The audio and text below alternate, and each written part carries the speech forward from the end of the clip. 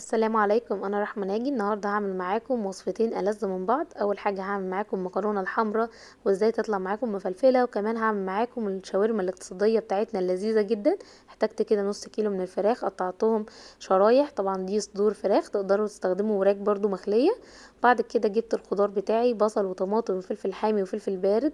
قطعت كده البصل جوليان، بس لازم يكون البصل ابيض، دوت بينقلها في حته تانية خالص.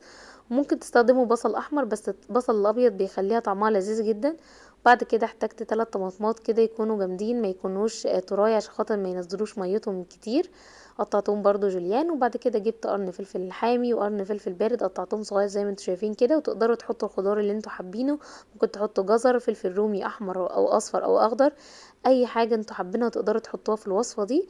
جبت طاسه كده على النار وحطيت فيها شويه زيت ومعلقه سمنه، واول ما يسخنوا تماما اوزع كده الفراخ على الطاسه، اللي هي تاخد صدمه معايا وما اديهاش فرصه اللي هي تطلع ميتها تماما.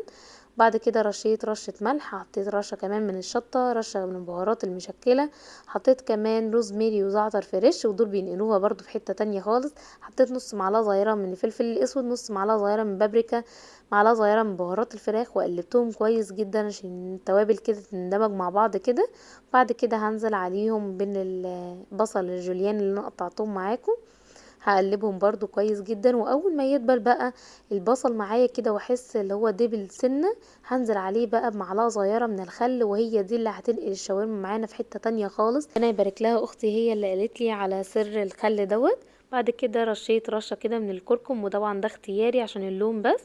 بعد كده نزلت بقى بشرايح الطماطم والفلفل اللي انا قطعته معاكم، بس بنزل الطماطم والفلفل في الاخر خالص بعد ما الاقي البصل معايا دبل تماما، وكمان الفراخ معايا استوت. هنزل بقى الطماطم والفلفل. وبعد كده نزلت بقى بنص معلقه صغيره من بابريكا، ونص معلقه صغيره من الفلفل الاسود، وقلبتهم كويس جدا. وانا هنا بحب دايما احط التوابل على جزئين، نص في الاول ونص في الاخر. وحطيت كده الملح اللي انا حباه، طبعا الملح على حسب الرغبه، تقدروا تملحوا زي ما انتوا حابين. وهنا بقى يلا بينا نعمل المكرونه مع بعض. احتجت كده ميه مغليه على النار، حطيت عليها معلقه صغيره من الملح، وهنزل عليها بكيس من المكرونه الكيلو.